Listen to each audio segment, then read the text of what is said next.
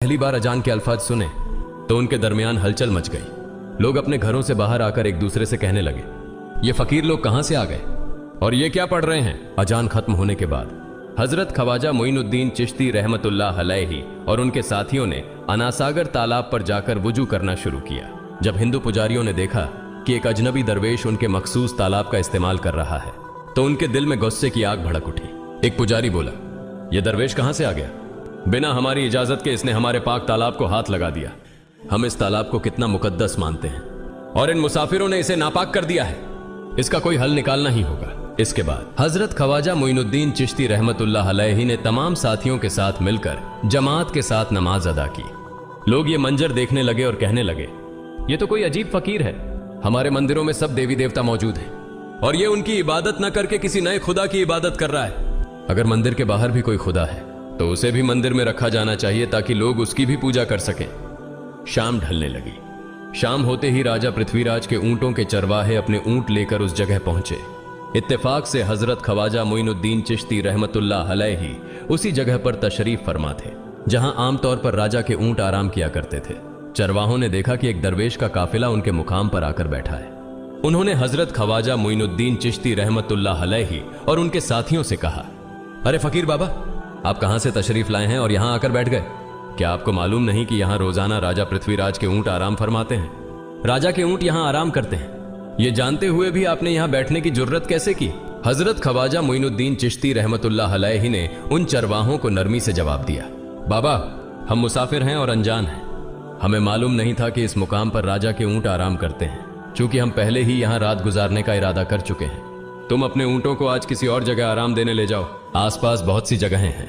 हजरत ख्वाजा मोइनुद्दीन चिश्ती रहमतुल्लाह अलैहि का जवाब सुनकर पृथ्वीराज के चरवाहे बोले, फकीर की हिम्मत तो देखो, कहता है कि राजा के ऊंटों को कहीं और ले जाएं और खुद यहां बैठे रहेंगे। फकीर बाबा, यह तो हरगिज मुमकिन नहीं है। राजा के ऊंट अपने ही मुकाम पर बैठेंगे। यह कहकर चरवाहों ने हजरत ख्वाजा मोइनुद्दीन चिश्ती रहमतुल्लाह अलैहि और उनके साथियों को वहां से उठाने के लिए दुर्व्यवहार करना शुरू कर दिया। हजरत ख्वाजा मोइनुद्दीन चिश्ती रहमतुल्लाह अलैहि बहुत ही सरल स्वभाव के थे।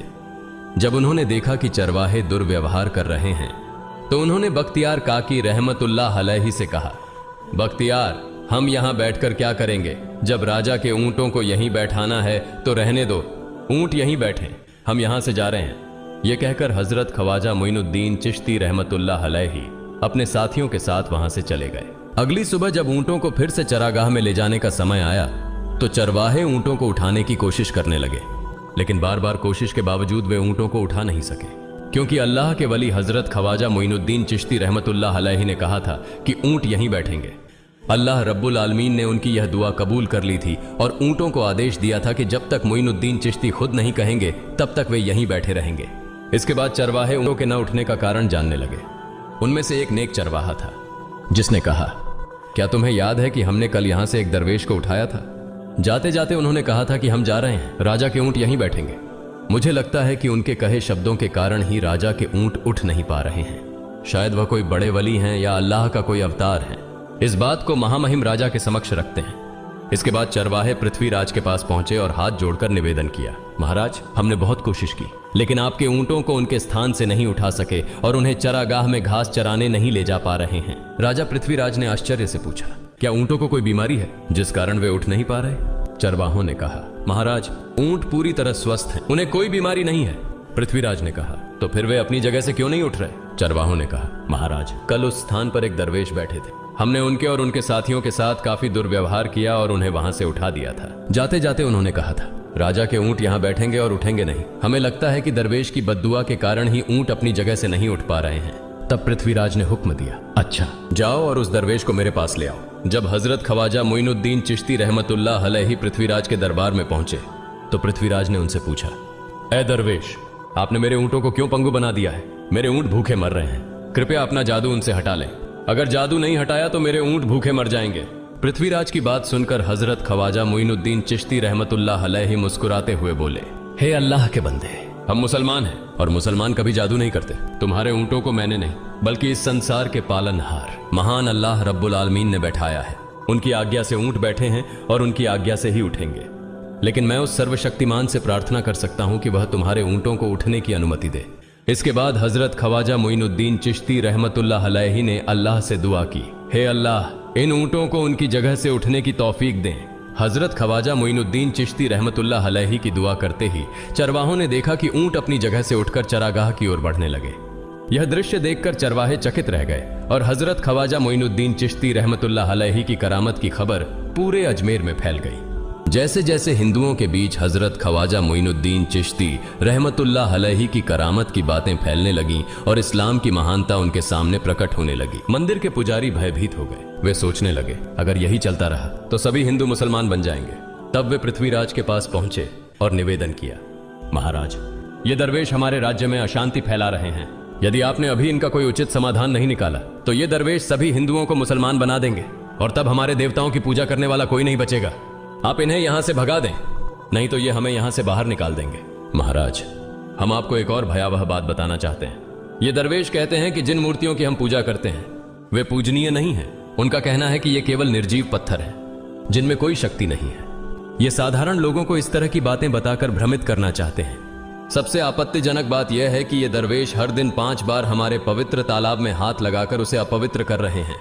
पुरोहितों की बात सुनकर पृथ्वीराज ने हजरत ख्वाजा मोइनुद्दीन चिश्ती रहमतुल्लाह अलैहि को बुलाया। जब हजरत ख्वाजा मोइनुद्दीन चिश्ती रहमतुल्लाह अलैहि उनके दरबार में पहुंचे तो पृथ्वीराज ने कहा, ऐ दरवेश, हम देख रहे हैं कि आप गोमाता का मांस खाते हैं और हमारे देवताओं का अपमान करते हैं। हमारे धर्म के बारे में तरह तरह की उल्टी सीधी बातें कर रहे हैं।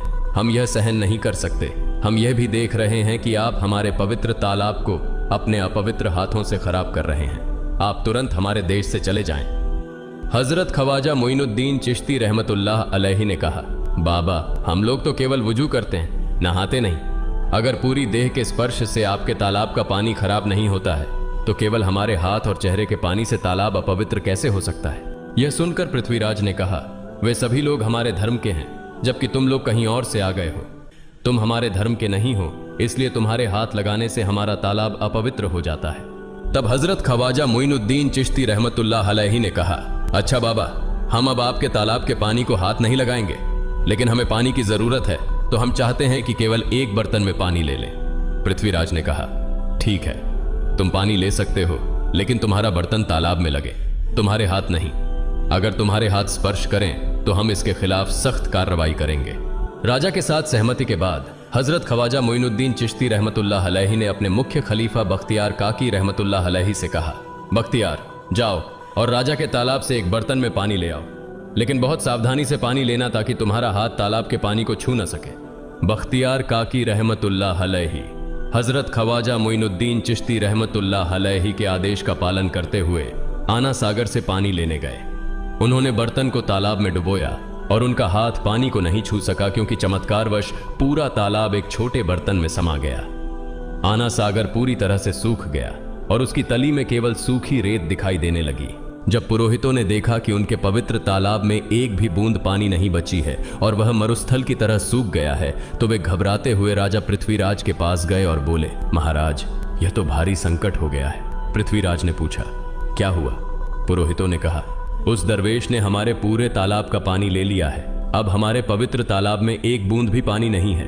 अगर इस तालाब में पानी नहीं होगा तो हम अपने पापों का प्रायश्चित कैसे करेंगे? दूर दूर से हजारों हिंदू लोग इस तालाब में स्नान करने आते हैं ताकि वे अपने पाप धो सकें। अगर पानी नहीं रहेगा तो वे यहां आना बंद कर देंगे, जिससे हमारा बड़ा नुकसान होगा और अजमेर की मान मर्यादा मिट्टी में मिल जाएगी। पृथ्वीराज गहरे विचार में पड़ गए। वे हजरत ख्वाजा मोइनुद्दीन चिश्ती रहमतुल्लाह अलैहि के खिलाफ कोई कठोर कदम उठाने से झिझक रहे थे, क्योंकि उन्हें आशंका थी कि अगर उन्होंने दरवेश के खिलाफ सैनिक भेजे और दरवेश ने सैनिकों पर भी जादू कर दिया तो उनकी परेशानी और बढ़ जाएगी। इसलिए उन्होंने कहा, तुम लोग जाओ और उस दरवेश को मेरे पास बुलाकर लाओ। मैं देखता हूं कि वह क्या चाहता है। अगर उसकी मांग उचित होगी तो हम उसे मान लेंगे, और यदि उचित नहीं हुई तो हम माफी मांगकर अपना तालाब का पानी वापस ले लेंगे। जब हजरत ख्वाजा मोइनुद्दीन चिश्ती रहमतुल्लाह अलैहि पृथ्वीराज के दरबार में पहुंचे तो पृथ्वीराज ने कहा, ऐ बाबा, आपने हमारे तालाब का सारा पानी ले लिया है। हम अपने पापों का प्रायश्चित कैसे करेंगे? पूरे दिन के पाप हम इस तालाब में स्नान करके धोते हैं। अगर तालाब में पानी नहीं होगा तो हम अपने पाप कैसे धोएंगे? हजरत ख्वाजा मोइनुद्दीन चिश्ती रहमतुल्लाह अलैहि ने उत्तर दिया, देखो बाबा, तुम्हारे पास आना सागर है पर दुनिया के हर कोने में ऐसा तालाब नहीं है। तो क्या वे लोग अपने पाप कैसे धोएंगे? पापों को धोने की ताकत इस तालाब के पानी में नहीं है। पापों को माफ करने वाला केवल अल्लाह है, जिसने आकाश, धरती और पूरी सृष्टि बनाई है। उसकी इजाजत के बिना एक पत्ता भी नहीं हिलता। इसलिए मैं तुम्हें इस भ्रम को छोड़कर सही राह पर आने की दावत देता हूं। वहां मौजूद हजारों हिंदू हजरत ख्वाजा मोइनुद्दीन चिश्ती रहमतुल्लाह अलैहि की बातें मंत्रमुग्ध होकर सुन रहे थे। इसके बाद उन्होंने कहा, जाओ बख्तियार, जिस बर्तन में तुमने तालाब का पानी लिया था उसे वापस तालाब में डालाओ।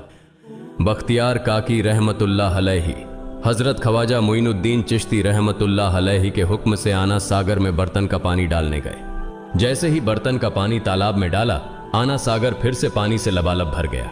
इस चमत्कार को देखकर वहां मौजूद कई हिंदुओं ने कलमा पढ़कर इस्लाम कबूल कर लिया। यह देखकर हिंदू पुरोहितों और पंडितों की चिंता बढ़ गई। वे पृथ्वीराज के पास गए और बोले, महाराज, यदि अब कोई उपाय नहीं किया गया तो सारे हिंदू मुसलमान हो जाएंगे। पृथ्वीराज ने कहा, मुझे सलाह दो, इस दरवेश का मुकाबला कैसे किया जा सकता है? पुरोहितों ने कहा, यह दरवेश एक बड़ा जादूगर है, इसलिए इसका मुकाबला भी जादू से करना होगा। हमारे बीच एक बड़े पुरोहित और जादूगर रामदेव हैं।